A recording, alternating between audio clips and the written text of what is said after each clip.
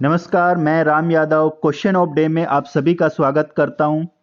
और question of day का आज का जो सवाल हमारा प्रॉफिट एंड लॉस से, और सवाल हमारा यहां पर यह है कि एक व्यापारी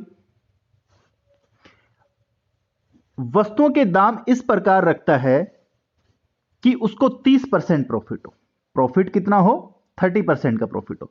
तो 30% का प्रॉफिट तब होगा जब वो वस्तु के दाम 30% बढ़ाकर लिखते।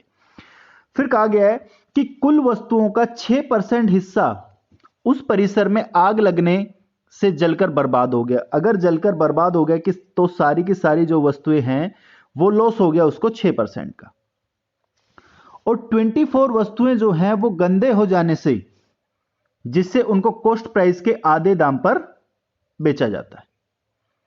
तो यहां पर आधे दाम पर बेची गई और बची हुई वस्तुओं को अंकित मूल्य पर ही बेचा जाता है। तो बताएं कि इस प्रक्रिया में कुल कितने प्रतिशत का लाभ या हानि होगी।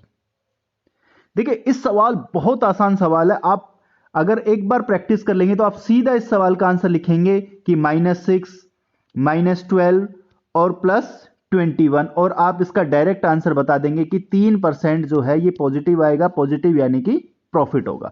तो ये इसका आंसर है 3% प्रॉफिट। पर कैसे, वो अब हम जानते हैं।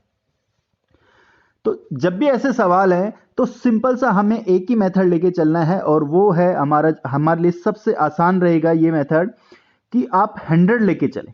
क्या लेके चलें? 100 लेके चलें कि इनका जो कॉस्ट प्राइस था वो 100 था, और ये 100 जो कॉस्ट प्राइस है ये आपका एक वस्तु का नहीं, हम 100 वस्तु ही मान लेते हैं। अगर 100 वस्तुओं का कॉस्ट प्राइस जो है 100 है तो एक वस्तु का कॉस्ट प्राइस ₹1 होगा, जिसमें से बोला गया कि 6% खराब होगी।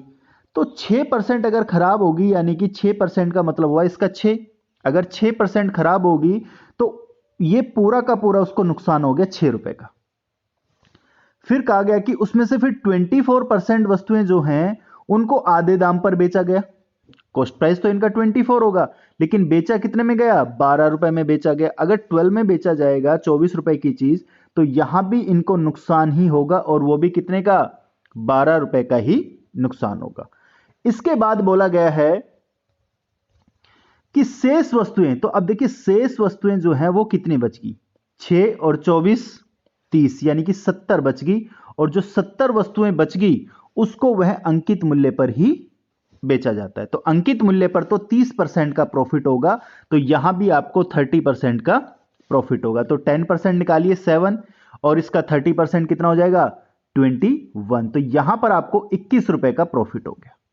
अब देखिए, पूरे सौदे में ₹18 का तो आपको यहां पर लॉस हो रखा है, ₹18 का ये लॉस है, और 21 का प्रॉफिट है। तो आपको जो है कुल मिलाकर क्या हुआ? ₹3 का प्रॉफिट हो गया। और 3 जो है वो 100 का 3% ही होता है, इसलिए परसेंटेज में हमेशा यही आंसर रहेगा।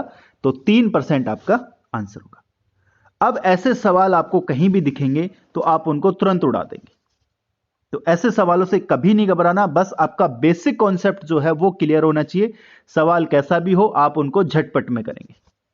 तो उम्मीद करता हूं कि आप सबको ये क्वेश्चन समझ में आया होगा, ये ट्रिक भी समझ में आई होगी, और आगे भी हम लोग इसी तरह से मिलते रहेंगे।